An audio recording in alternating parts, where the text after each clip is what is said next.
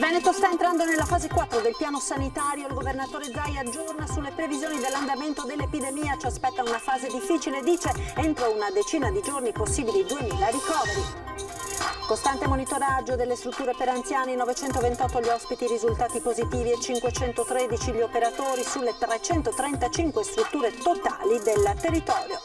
I carabinieri del NOE di Venezia denunciano 300 persone per traffico illecito di rifiuti, sequestrati capannoni in varie province del Veneto. Un morto e 2 feriti è il tragico bilancio dell'impatto tra un camion e 2 furgoni avvenuto questa mattina lungo l'autostrada A4, traffico in tilt. Un manichino con i vestiti insanguinati e la testa decapitata a terra, installazione shock a Padova contro le misure del governo e gli effetti sull'economia. Si sono messi a studiare con i loro computer nel cortile della scuola per protestare contro la didattica a distanza. Protagonisti alcuni allievi di un liceo di Padova, assieme a genitori e professori. Nessuno è invincibile, dobbiamo essere prudenti. L'appello lanciato dalla leggenda del tennis Adriano Panatta ai nostri microfoni, chiedendo attenzione in questa fase per lo sport dilettantistico. Ben ritrovati con l'edizione del Veneto dei nostri telegiornali. Stiamo entrando nella fase 4. Il governatore del Veneto Luca Zaia nel quotidiano Punto Stampa aggiorna sulle previsioni dell'andamento dell'epidemia. Ci aspetta una fase difficile, ha detto il presidente del Veneto, entro una decina di giorni possibili 2000 ricoveri. Questo comporta una notevole difficoltà negli ospedali del Veneto, che dovranno riorganizzare interi reparti per liberare letti da destinare ai pazienti Covid. Noi fondamentalmente con mezzo piede siamo dentro la fase 4, il che vuol dire che siamo nella fase di massima turbolenza, di massima tensione per quanto riguarda gli ospedali. Con i contagi che continuano a crescere, la pressione sugli ospedali del Veneto sta entrando nella fase più difficile. Il presidente della regione nel quotidiano Appuntamento illustra le proiezioni per i prossimi giorni, che prevedono un'occupazione di 250-300 posti letto nelle terapie intensive. Il Veneto, alcune province lo sono già, sta entrando nella fase più critica sia per i ricoveri nei reparti che per le terapie intensive, anche se il tasso di occupazione di queste ultime, il 16%, è molto inferiore a quello di altre regioni. La situazione è comunque di notevole difficoltà. Fase 4 per noi significa dare un ulteriore giro di vite, purtroppo, alla sanità del Veneto per trovare i letti. Non è escluso che si possa galoppare verso le 1.500, verso il 1.500 sicuramente. 1.800-2.000 persone ricoverate nel giro dei prossimi 10 giorni.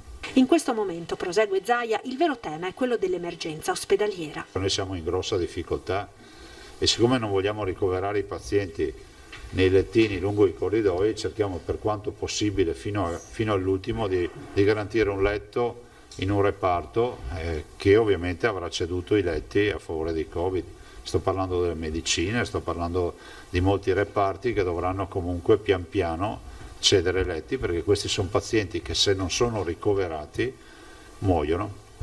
Circa situazioni di locali maggiori criticità, il presidente della regione dice di non avere al momento in progetto micro lockdown, ma scelte di sanità pubblica, se necessarie, come già fatto in ottobre in Comelico.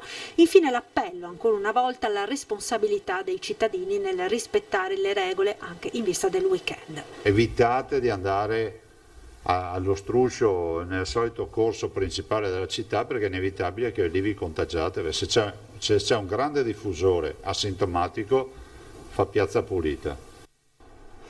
Ed è arrivata proprio in questo momento il nuovo report della Regione del Veneto relativo ai contagi. Allora, per quanto riguarda i positivi, sono 2.307 da questa mattina, quindi complessivamente il numero totale dei nuovi positivi nell'arco delle 24 ore è di 3.377 sulla base appunto dell'ultimo bollettino regionale di questa sera. per un dato complessivo di 73.167 infetti dall'inizio dell'epidemia, 44.971 i casi attualmente positivi. Preoccupa anche il numero delle vittime, 22, quest'oggi erano 27 questa mattina, questo quindi il totale dei morti tra ospedale e case di riposo che sale a 2.543. Per quanto riguarda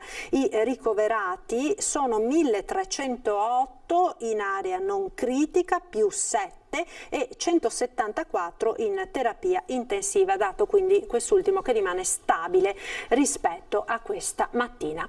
Ad essere costantemente monitorate restano le strutture per anziani. Stando ai dati regionali sono 928 gli ospiti risultati positivi e 513 gli operatori sulle 335 strutture totali del territorio. Il numero più alto viene registrato nella Marca Trevigiana con 160 anziani risultati positivi all'interno dei centri servizi, seguita dai numeri delle ULSS 3 Serenissima e ULSS 1 Dolomiti, rispettivamente con 146 e 145 ospiti positivi, ma il primato in negativo sull'incidenza percentuale rispetto ai tamponi eseguiti spetta all'ULSS 1 Dolomiti, che registra un 6,8% di anziani risultati positivi sui circa 2.000 che hanno effettuato il tampone.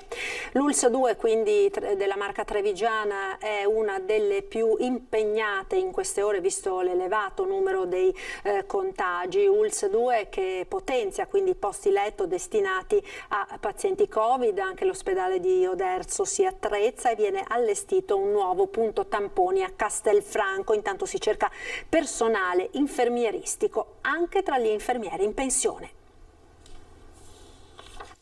Infermieri cercasi, anche pensionati. Questo è quanto indicato dal bando pubblicato dall'ULSS 2 Marca Trevigiana, che per esigenze di personale che potrebbero manifestarsi causa Covid potrà così attingere ad un elenco di personale già formato, disposto a prestare attività in libera professione con retribuzione oraria di 30 euro. Il tutto alla luce della panoramica della situazione di stress in cui versano le strutture ospedaliere. Treviso compare in fase 4 per i ricoveri e gradualmente sta raggiungendo la fase 3 relativa alle terapie intensive. All'oggi noi abbiamo 289 posti letto a Treviso occupati da Covid. Si presuppone con questo andamento di arrivare alla fine, cioè in un periodo di picco, a 400 posti letto. Quindi immaginate quanto preoccupante possa essere per la situazione nel momento in cui noi non rispettiamo le regole. Abbiamo previsto con la Regione 116 terapie intensive. All'oggi, come sapete, sono occupate 21 in tutta l'ULSS, ma noi abbiamo ancora la possibilità di 50 posti letto. Intanto è in atto la riorganizzazione degli ospedali, con Oderzo che da Covid free attiva 4 posti in terapia intensiva e 30 posti per pazienti Covid. Vittorio Veneto, Covid Hospital, dove si mantengono le attività prioritarie e si interrompono gli interventi chirurgici per far posto a 8 posti letto Covid. Castelfranco resta Covid free e si attrezza con un nuovo Covid Point. Abbiamo deciso, soprattutto per alleggerire Alpivole, di aprire, ringrazio il sindaco Marcon, un ulteriore punto Covid a Castelfranco Veneto. Inoltre, e quindi che partirà verso il 15-20 di Tengo Largo, con squadre di militari che si sono resi disponibili e dove anche a Conegliano e Altivole daranno già a partire da lunedì il loro contributo. E grazie a medici in pensione che hanno dato la loro disponibilità, nel Vittoriese sarà allestita una tensostruttura dove saranno eseguiti tamponi su prenotazione. Una macchina, quella relativa ai tamponi, che nella Marca riesce ad eseguirne 5.000 al giorno e si potenzia grazie al contributo di medici di medicina generale e pediatri, ai quali saranno distribuiti 646 kit di tamponi composti da visiere, mascherine, tute e test rapidi. Saranno formati grazie ad un video messo a punto dal professor Roberto Rigoli, primario di microbiologia al Cafoncello. Infine la panoramica sui tamponi e i contagi, che ha messo in evidenza attualmente 253 classi scolastiche sotto attenzione. Ciò vale a dire che sui circa 49.000 tamponi effettuati sugli studenti è risultato positivo solo il 2,73%. aumento e il dato sui centri servizi anziani non autosufficienti parla di 103 operatori e 160 ospiti positivi. L'invito da parte del direttore dell'ULSS Benazzi resta il medesimo: non abbassare la guardia, il virus colpisce anche giovani e senza patologie. Tamponi ai medici di base. Da oggi l'ULSS Ottoberica sta inviando a tutti gli oltre 300 medici di medicina generale tutti i presidi sanitari necessari. Già da oggi sono in consegna i tamponi rapidi e anche i dispositivi di protezione individuale ai 330 medici che abbiamo in azienda, quindi contiamo che questi siano subito operativi per poter poi fare tamponi ai propri assistiti. Se gli ambulatori non sono adeguati per effettuare i tamponi, diversi comuni, da Arzignano, dove è stato messo a disposizione la palestra di una scuola, a Brendolo, la stessa Vicenza, dove si sta individuando l'ambiente adatto, stanno predisponendo appunto locali idonei. Insomma, non ci sono più scuse né remore, tanto più con l'accordo strappato a livello nazionale e regionale che prevede 18 euro forfettari a tampone se fatto in ambulatorio e 12 se eseguito in un altro luogo. Il medico di base è chiamato in questa situazione di pandemia a dare un suo ulteriore contributo facendo i tamponi, cosa questa che molti medici di medicina generale, ricordiamo, già hanno cominciato a fare a titolo gratuito, rispondendo a quel giuramento fatto quando si sceglie la professione di medico di curare sempre e comunque il paziente. È un'azione di sanità pubblica importante perché comunque è una forza di 300 persone che possono tamponare e seguire poi i loro pazienti nella quarantena, quindi è importantissimo. Sanità pubblica appunto, e per questo il nostro gruppo televisivo Media Nord-Est si chiede e chiede a quei medici di base che hanno atteso il contributo se non sarebbe stato più opportuno seguire i colleghi che invece hanno scelto di farlo volontariamente. Tamponi che a Vicenza vede in campo anche lo stesso esercito che a malattie infettive ha individuato un'area ad hoc. Il Veneto è al primo posto nella classifica delle regioni che assicurano le migliori cure essenziali ai cittadini, mentre in fondo alla classifica c'è la Calabria, inclusa nella zona rossa in base all'ultimo DPCM proprio a causa della fragilità del suo sistema di assistenza sanitaria. Questi dati della griglia dei livelli essenziali di assistenza, i cosiddetti LEA, relativi all'anno 2018 pubblicati dal Ministero della Salute. La pagella prende in considerazione diversi indicatori che vanno dall'adesione agli screening oncologici ai parti cesarei, dal tasso di vaccinazione ai ricoveri inappropriati. Nel 2018 risultano valutate positivamente Veneto, che guida con 222 punti su 225, seguito da Emilia-Romagna, Toscana e Piemonte. La cronaca ora: i carabinieri del NOE di Venezia hanno denunciato oltre 300 persone dedite al traffico illecito di rifiuti, sequestrati capannoni in varie province del Veneto. Traffico e gestione illecita di rifiuti sono i principali reati cui dovranno rispondere oltre 300 persone nell'ambito dell'attività diretta dalla Direzione Distrettuale Antimafia della Procura della Repubblica di Venezia, condotta dai carabinieri del Nucleo Operativo Ecologico. Le indagini, avviate a fine 2016 dopo il sequestro di un capannone pieno di rifiuti ad Albignasego nel Padovano, hanno portato a scoprire l'attività di un gruppo di persone che cercava capannoni o aree esterne da utilizzare per lo stoccaggio illecito e realizzare vere e proprie discariche abusive. I carabinieri del NOE hanno sequestrato in totale 5 capannoni: a Boara, Pisani e Agna nel Padovano, a Breda nel Trevigiano, a Occhiobello nel Rodigino, più 2 aree esterne sempre nel Padovano e una a Loria nel Trevigiano. Erano stati stoccati rifiuti per 1.500 tonnellate circa, per un introito illecito stimato in oltre 500.000 euro derivante dal mancato smaltimento. Le indagini hanno portato ad identificare 8 persone italiane, tra cui 5 residenti in Veneto, dedite alla gestione del traffico illecito di rifiuti attraverso 2 società costituite ad hoc, una ad Albignasego, l'altra a Modena, che senza autorizzazione provvedevano al ritiro dei rifiuti presso aziende artigianali della Campania o della Toscana, ricevendo la somma di denaro pattuita per poi in realtà non procedere allo smaltimento. È stata inoltre accertata la responsabilità di 306 titolari di altrettante ditte relativamente alla gestione illecita di rifiuti. Ed ancora cronaca: purtroppo dobbiamo registrare l'ennesimo incidente mortale sulle strade della nostra regione, è di un morto e 2 feriti il bilancio dell'impatto tra un camion e 2 furgoni questa mattina lungo l'autostrada A4.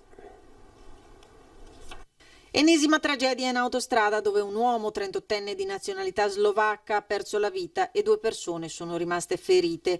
Si tratta di un doppio incidente avvenuto stamane verso le 6:15 in A4 tra i caselli di San Donà e Meolo Roncade in direzione Venezia. Un camion e 2 furgoni, i mezzi coinvolti. Sono intervenuti i vigili del fuoco da San Donà e da Mestre con 3 automezzi tra cui l'autogru. Dopo aver messo in sicurezza i veicoli coinvolti sono iniziate le difficili operazioni per estrarre l'uomo rimasto incastrato nel posto di guida del suo furgone rovesciato nell'impatto. L'uomo, insieme all'altro ferito già uscito dal furgone, è stato preso in cura dal personale del SUEM. Non c'è stato nulla da fare invece per la terza persona coinvolta. I sanitari non hanno potuto far altro che dichiararne il decesso. Le operazioni di soccorso e messa in sicurezza sono durate circa 1 ora e mezza. Sul posto la Polstrada che ha eseguito i rilievi per ricostruire la dinamica dell'incidente. Ed ancora un incidente mortale sul lavoro in Veneto, il terzo in 2 giorni si è verificato a Padova ieri sera in zona industriale. Il primo buio della sera, il rimorchio di un bilico in retromarcia spinto da un trattore che investe un autista appena sceso dal suo camion. È morto così Maurizio Pengo, camionista, nel parcheggio della sede di BRT Trasporti Bartolini in via Nuova Zelanda nella zona industriale di Padova. Pengo, secondo una prima ricostruzione dei tecnici dello Spisal intervenuti sul posto, dopo essere appena sceso dal suo automezzo, stava camminando nel piazzale quando all'improvviso è stato travolto da un rimorchio manovrato da un trattore. L'uomo alla guida non si è accorto del collega, forse a causa della scarsa visibilità. I medici del 118, allertati dagli altri operai presenti e testimoni della tragedia, hanno tentato a lungo di rianimare il 55enne, ma non c'è stato nulla da fare. Bisogna ragionare ovviamente di layout aziendale, di segnaletica, di segnalazioni acustiche e visive. Bisogna sicuramente andare a fare una valutazione di qual è il livello di rischio all'interno anche di questo magazzino, perché incidenti di questo tipo non si verificano assolutamente più. Le indagini sono affidate allo Spisal di Padova. Per i rilievi è intervenuta anche la polizia. Maurizio Pengo era originario di 2 Carrare, ma da qualche mese si era trasferito con la famiglia a Piove di Sacco. L'incidente mortale alla Bartolini è l'ennesimo dramma sul lavoro in città. Solo 3 settimane fa in un cantiere di Acegas APS era morto un altro operaio travolto dal fango di una buca che ha ceduto mentre si trovava all'interno a lavorare insieme a un collega rimasto gravemente ferito.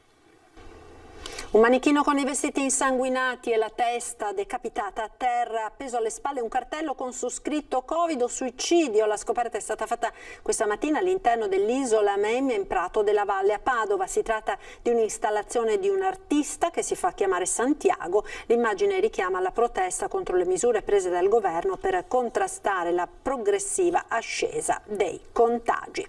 E contro i decreti del governo Conte è tornata in piazza a Padova la destra, vediamo. Scende in piazza la destra, ma senza gli estremisti. Una ventina di esponenti vecchi e nuovi della FU Alleanza Nazionale, con bandiere tricolori, ha protestato per dire che 4 DPCM non aiutano quelle realtà economiche che invece stanno rischiando il collasso e che il governo va avanti in modo confuso, perfino nella colorazione delle aree Covid nazionali.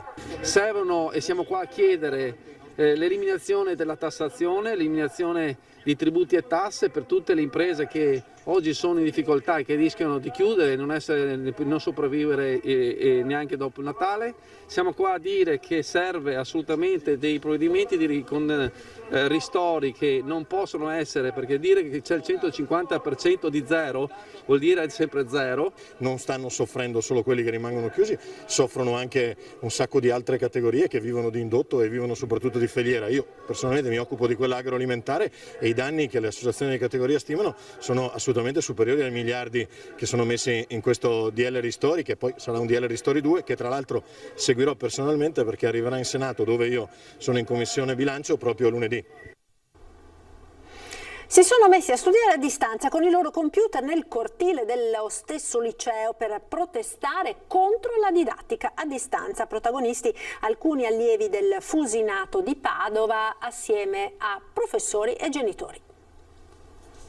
Lezione all'aperto, a distanza, dentro la scuola chiusa.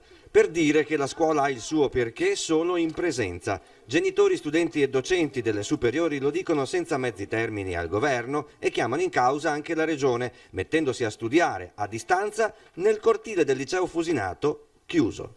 In questo momento la didattica a distanza non è il dispositivo accettabile, perché non garantisce il diritto allo studio a tutte e tutti, anzi lo toglie, perché come abbiamo visto durante la didattica a distanza da marzo in poi è aumentato del 20% le percentuali di dispersione scolastica. È assurdo chiudere le scuole quando le scuole erano l'unico luogo in cui c'erano dei protocolli ben definiti e soprattutto era l'unico luogo in cui era possibile fare test e tracciare il contagio. Oggi le scuole vengono chiuse per alleggerire le ULSS, per alleggerire i trasporti. Questo non è accettabile. La scuola sta pagando problemi esterni che vengono dall'esterno della scuola. Sappiamo tutti che nel momento in cui la regione ha deciso a settembre che negli autobus poteva starci fino all'80% delle persone, qui si è creata la premessa perché il virus si espandesse. Perché non si può fare lavoro di questo tipo con dei ragazzi che sono a distanza e che hanno una connessione estremamente precaria e che delle volte non ti rispondono, perché io ne ho esperienza.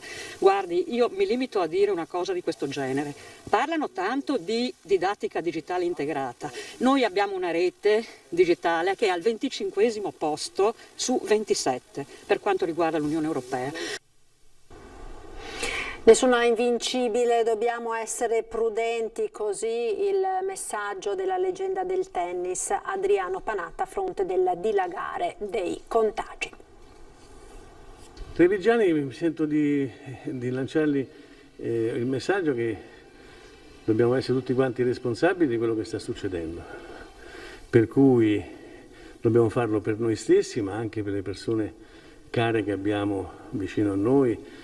Penso a quanti ragazzi che sono più spensierati di noi adulti o anziani come sono io, che si sentono invincibili. Nessuno è invincibile. E a dirlo è uno che di vittorie se ne intende parecchio, la leggenda del tennis italiano Adriano Panatta, ormai trevigiano doc, reduce da un incontro con il sindaco del capoluogo Mario Conte. Panatta lancia così un messaggio ai trevigiani di ogni generazione, ma da campione è inevitabile un riferimento al mondo dello sport ai tempi del Covid. Io mi preoccupo tutto di quelle associazioni sportive di dilettanti che fanno un grandissimo lavoro, che si trovano veramente un po' in braga di tela. Speriamo che le possano aiutare perché è un valore aggiunto di questo paese. Stringere i denti quindi e andare avanti perché ciascuno contro il Covid possa vincere il suo personale Roland Garros. Essere prudenti, la prima regola in campo. Io spero di essere più libero possibile, anche perché sono uno che sta molto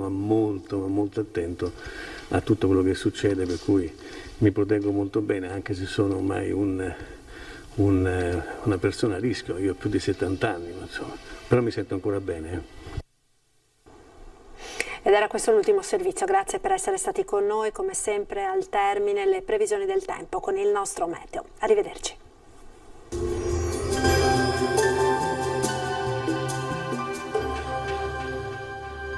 Agenzia Le Cirque. Per vendere o acquistare la tua casa, Agenzia Le Cirque. Professionisti al tuo servizio. Bentrovati al meteo. Una vasta area di alta pressione interessa quasi tutta l'Europa, influenzando il tempo dei prossimi giorni anche al nord-est. La situazione nel dettaglio. Sul Veneto nelle ore più fredde saranno possibili alcune foschie o nebbie in pianura, nonché sui fondovalle, ma in rapido dissolvimento.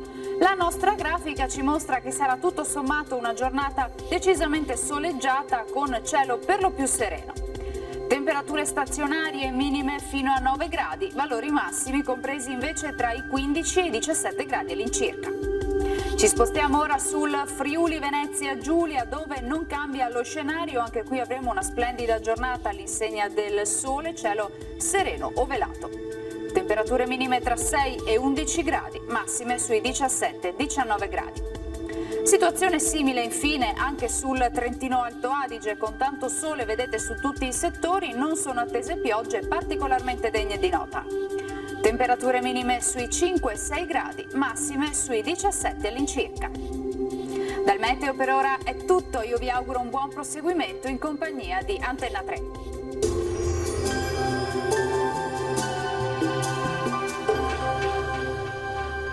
Agenzia Le Cirque.